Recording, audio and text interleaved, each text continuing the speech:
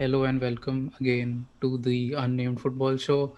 And this week I'm quite sad because Lampard has been sacked as the Chelsea manager. In my opinion, this was the worst decision Chelsea could have taken. And I really don't think it makes a lot of sense to do this.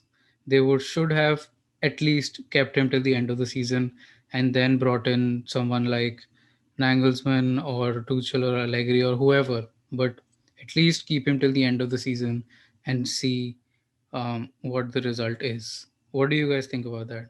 I mean, to start off, I'd definitely say that you're right. They should have at least kept him till the end of the season, mostly because it's not because of Lampard's tactics, it's players underperforming. It's as simple as that. We all know about Werner's struggle in front of goal and Havertz's lack of the ability to do something spectacular or turn a match, at least for now, that is. And of course, with that, the other players that have been performing, like Ziyech or Pulisic, are effectively useless because if you don't have someone to convert chances, they can create as many as they'd like, but at the end of the day, it doesn't work. So I'd say this was more of a player problem rather than the manager. Yeah, because if you think about it, like if you assess what's happened this season, we are in the next round of the FA Cup, which was frankly easy. We topped the group in the Champions League. We're in the knockout stages, so that's good. Other than that, we're only 5 points away from the top four. And with the way the season is going, it's not too tough for us to get back in the top four. And the only issue, frankly, is the players not performing, as you said, which and especially the German players that we have signed. So my take on it is it's definitely a player issue and not a manager issue. And you can see that because with all the articles that are coming out that these players were not Lampard signings, or these were signed by the boards for you know thinking about the future, getting young players in and stuff like that. But I don't think they're typical Lampard signings. I fear for the youth at Chelsea Football Club now because even before the managers were used to loaning them out, Chelsea used to have like 10, 20, 10 players on loan across the championship and all over Europe. So I do fear for them. I think this was the wrong decision, in my opinion. There was this stat like in the last 89 games that Lampard played with Chelsea, he always had at least one um, academy player in the squad, in the playing 11. And that's something that I haven't seen from the past 5 or 6 managers that we've had. Under Mourinho, we Exactly. didn't have a lot of young players as such. There were a few that came in through the ranks, but it wasn't like a very productive period for the academy that time. Lampard and Jody Morris together, they know how the Chelsea academy works, especially Jody Morris because he has so much experience with all these academy players. And you've seen Reece James, one of the best right backs in the league. I wouldn't say the best, but he's up there for sure. And He's up and there, yeah. and you see him being there and actually challenging, and I'm quite convinced now that he's a better right back than Aspie for Chelsea at the moment. I wasn't convinced at the beginning of the season, but that's all because of Lampard. Because you know that he knows these players who have come through the academy. There is a lot of support from Jody Morris, from Lampard, and they're all getting game time. That's the biggest thing. The problem with Lampard getting sacked is the way the Chelsea's board works.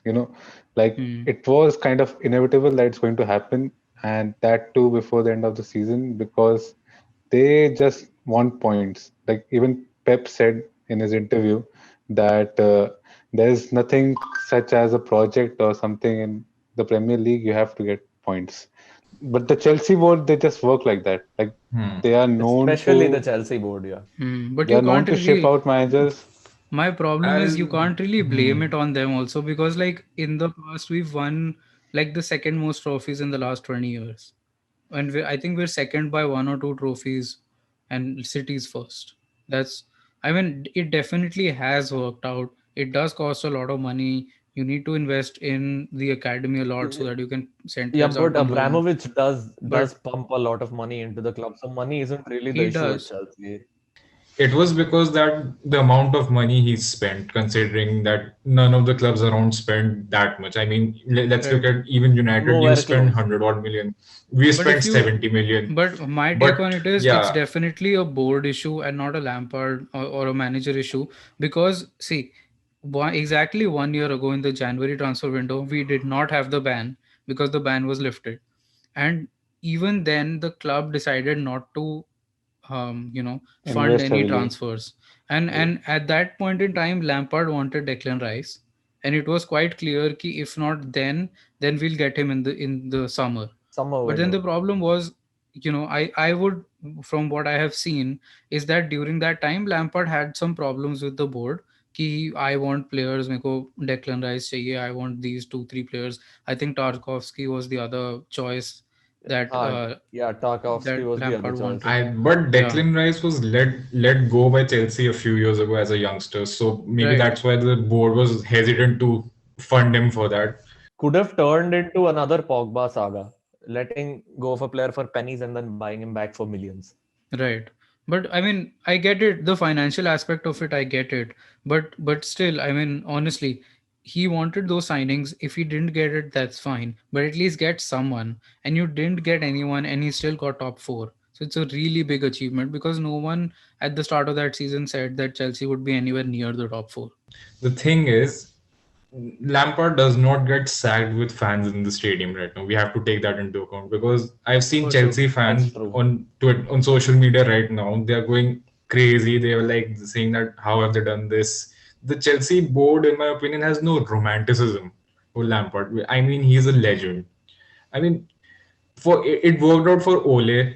I don't, on Arteta, the jury is still out, and we have seen what happened with Lampard. So that's that. But there's just one more thing that when Lampard got appointed, we all knew that it's an experimental project which Chelsea Yeah, is it was an taking up. experimental And project. Yeah. like we knew that if he is sacked, it could be understandable because like literally he has no experience to go back to. Like I was talking to Aryan Exactly. about this, that he Hmm. has only managed one club before this, and before that he Yeah, was just Derby playing. County. Yep. So The a only big reason he club even like got the job was because Derby lost in the playoffs.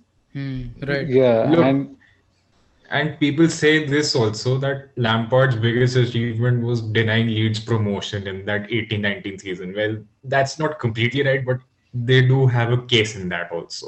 But So I there get that. might I be. mean, he is Hmm. an inexperienced manager, and I think that's why the deal that he got from Chelsea was a 3 year deal, and it was quite clear that in the first year he did really really well. So then you have to build on top of that. It's a 3 year deal, and I think the issue was, like I know for a fact that Werner and Havertz were not Lampard signings. I think the only people he was They interested in clearly was weren't. Chilwell, and then he pushed a move for Mendy, which I think was a good decision because at the start of the season, Kepa was starting, and it seemed like the club wanted Kepa to continue being the number one. Kepa was like a hologram. People were saying that he's like a hologram in goal and all that. Right, and So it's you it's did true need because in that. the first 2 3 games we literally lost the game because of defensive issues and Kepa, and by the end of it, our defensive line was really solid because we had Reece James who was doing well. We got in Chilwell who was brilliant at left back and much better than Emerson and Alonso. Like he's in a different league from those two guys. And you Exactly. had a solid back four. You got in Mendy. Everything was going fine. You had N'Golo Kante who was And fit and a and lot of Lampard options in had a midfield. a 16 game unbeaten run in this season when no one is able to get any consistency whatsoever. And I think at that time it seemed everything was working out well. But the only issue even then was we weren't scoring enough. Like our attacking players weren't scoring enough. We had all those like corners in the box, and then one of the center backs heads it in, or we get a penalty and Jorginho Yeah, scores it. exactly. Because But we didn't really have. a Yeah, lot more of the goals were being scored by Zuma. exactly. Because I Zuma think he already at has that time around was a top scorer. he has around 5 or 6 goals this season already, and just barely half the season is over. Even Thiago Silva has 2 or 3 goals right now. And again, Yeah, it's one of exactly. those things where these players will start, and it's good that they're scoring goals from corners, but you don't want only them to score. They're supposed to supplement the front three or the front four. There was the issue of signing Declan Rice in last year's, January or 2020. And then again in the summer, now there were so many signings, and it's obviously impossible to fit all of them in the team. Like, even I was having a big issue deciding whom to play at the start of the season, because I knew we had six players and all of them deserved to start in the team because they were that good from last season. But if you look at it, Havertz shouldn't have been, like, I don't think he deserves a start over Mason Mount. Even if Tuchel comes He in, doesn't. it seems Tuchel is going to come Yeah. in. Mason Mount has been our best midfielder. Reece James has been our best right back. Tammy Abraham has been our best centre forward. You know, when you buy in players like CH and Werner and Havertz, the board might just be thinking that maybe a managerial change in the name of Tuchel can just like get the best out of these players. And Right, and I think that's why they have taken this decision to think about the club first and not the person who's managing the club. But I feel the issue is when you've set a 3-year plan of improving the youth, getting youth players into the first team squad, getting a good um like overall squad where you have enough depth to actually go and win the season with all the injuries. And then you started the season with ZH being injured, you started the season with Chilwell being injured. You started the season with Thiago Silva coming in late. You started the season with Mendy coming in late. And even then, you've at a certain point, Chelsea was top of the league. So that is a big achievement in itself, because ZH, I believe, has only started maybe 4 games for Chelsea, maybe five, which is Very, very less ridiculous, in the Prem. which is really less. And you've never seen, like, at the start of the season, in my opinion, the best front three that we had was Pulisic, Werner, and Ziyech. And it took us, I think it was the Wolves game where I saw that front three for the first time, because Pulisic was also injured at the beginning of the season. So you literally only had Werner and Havertz playing in the out of all the players. So I think that was a big issue. but I think the City game was an eye opener. I think For sure. Yeah. Because because there was the no, see, at a certain point we realized that the players aren't playing for Lampard. Like, I'll give you an example. If you compare Solskjaer and Lampard and the seasons that they've had, in the second season of Solskjaer at United, um, there were a lot of games where you would lose two games and have a draw, and all the media is behind him. He's not good enough, he's this, he's that, and it's not working out, the system isn't working out. But then the players would improve, and the next 2 3 games they would go on a winning streak for 2 3 games, and then they're back again, and the same thing would happen. So that at a certain point the players are playing for the manager, right? Yeah, I mean, exactly. I don't know if they don't respect the manager or what's happened at Chelsea, but it's just that you have to play for the manager at some point, and getting 7 points from the 24 available is just, it's unbelievable. Man United, for example, when they were inconsistent, it was either very good or very bad. But with Chelsea, you just can't know what performance you will get, what level of performance you will get, and whether that will be enough to take them over the line in that game or not. Right, but Which is that's why, obviously because yeah, of the players, right? Because yeah, I exactly. That's see what I was about to follow up with. over the course of the season, we've seen Lampard try three different systems. We've seen him use Havertz at times instead of Mount, and it's not worked out. We've seen him use all three center forwards in games, and in some games they do work out, in some games they don't. Chelsea did not have a consistent front three on a regular basis, because once there was Werner in the nine position, then it was Tammy, then Giroud found a purple patch, and there was no consistency, and he was not able to get his plans in there to the full extent like he wanted to. Because I'm confused, because Kai Havertz came at Chelsea. I mean, what is his best position according to you? Is he a right winger? Is he someone who plays off the He's striker? supposed to be a number 10, but it's not worked out for him at all. I think the issue is Havertz needs a proper number 9 in front of him. And whenever Exactly, he's yeah. played at the number 10 position, the person in front of him is Werner, who likes to drop back. So then it creates an issue where we don't have a center forward. We have technically a creative player, but he's not creating enough in Havertz. And then we've got Werner trying to create something from the back, but there's no one to cross the ball into because he's not there. So I think that's why Exactly. the last game that we've seen Lampard play was against Luton, and I know it's an easy opposition and it's a winnable game, but the system that he played there worked because what he did was he played a 4-2-3-1 with Werner as the 10 because he's anyways dropping back. And it's one of those things that Werner likes to do. He likes to drop back and take in a left wing kind of position, like dropping to a back Exactly. 10 Yeah. and going to the left side a little bit and creating that way. And it worked out really well because you get Werner's space in the middle, and that's what Chelsea needed. Because then you have Mason Mount in the two in midfield, alongside maybe an N'Golo Kante or a Kovacic or someone else, and they're all players who can run a lot, who have a lot of energy, and then you get Werner's pace, and that really helps out in creating chances. He may not be scoring enough goals from this position, but he's definitely creating more. And we saw that in the game because he created the first goal for Tammy, and that was an absolute, that was a really good assist from Werner. So Exactly. Yeah. it I mean, started to work out, I feel. as good as both Ziyech and Pulisic are at going infield, they can't be scoring 15, 20 goals a season from that position. With those kinds of wingers, you look more towards goal contributions rather than just goals. And Right. if there is nobody to convert those chances, nobody uh, consistently converting those chances rather, because if you see when Ziyech plays with Tammy or Giroud, it looks a lot more likely that Ziyech will get an assist or a goal himself.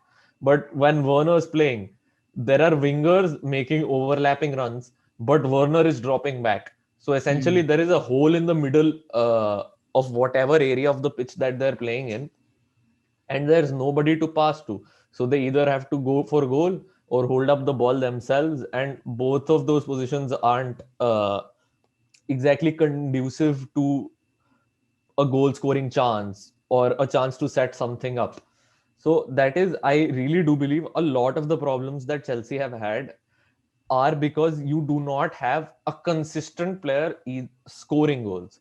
You're definitely right. There's not enough consistency in the team, especially in the attacking sense, to actually, contend for any kind of cup competition or But title or anything. also, there's this thing that I think Chelsea were a bit too ambitious with their signings because out of the four big signings, like excluding Thiago Silva, only one had played in the Premier League. The rest three, the three main attackers, they are coming. Two of them are coming from Bundesliga, where there's a different complete ball game, and then you have your players like Kai Havertz, who is only I think 20, 21, something like that. Or, like he's young, and 21 years old, yeah. Yeah, 21, and then Timo Werner. Both of them who don't have the experience. And when you are playing all these two, three players in the same team with not too much experience, then it's a bit difficult to be I expecting would that I would that slightly argue with you on this because I slightly disagree because I think Havertz, you're right. He's 21, he's too young. The amount of goals that he scored last season and the involvements were insane. He had like 39 goal He involvements had or something, which is 39. ridiculous, even if He you're playing was in the Bundesliga. literally he was literally dragging Bayer Leverkusen to wins the games Right. that they shouldn't have Exactly, won yeah. and because and I get it. He's young. If he's not performing, I completely get it.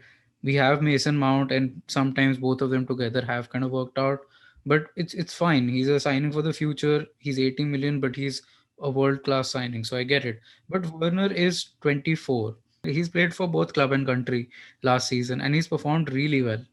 he had so many goal involvements for Leipzig last season. But even in the Bundesliga, he had tendency to miss easy chances, so many easy Sure, I chances. don't And mind I that. think But that's the fact is, Chelsea is creating a lot of chances in games. The conversion rate is not even close to what Havertz and Werner had last season.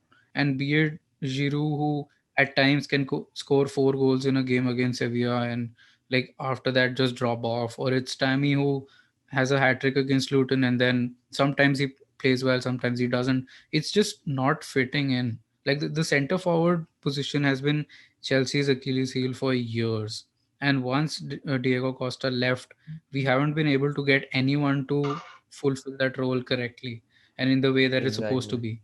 Even with Werner, he needs another number 9 alongside him, or at least a winger who can drop in the middle and then Werner can go on the wing. He needs some kind of he needs someone in front of him to play as a center forward. I think, but that's why Lampard was a bit unlucky because of all the injuries in the start of the season and then the players not stepping up. But the problem with Chelsea and the board was that they had taken this route, like going the expensive way, going for the Hmm. international talent and bringing them in. And now you cannot just waste that talent, like make them sit on the Right. bench. And that's why if if Chelsea would have gone for, you can say, some British talent, some young British talent to get in, then maybe it would have been a better thing than just going for the international superstars, you can say.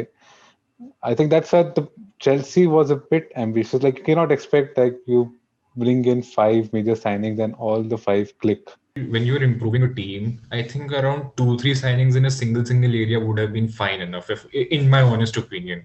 Hmm. The thing is that they got so many signings and you have to bed them in all together. I think that's where Lampard was a bit unlucky.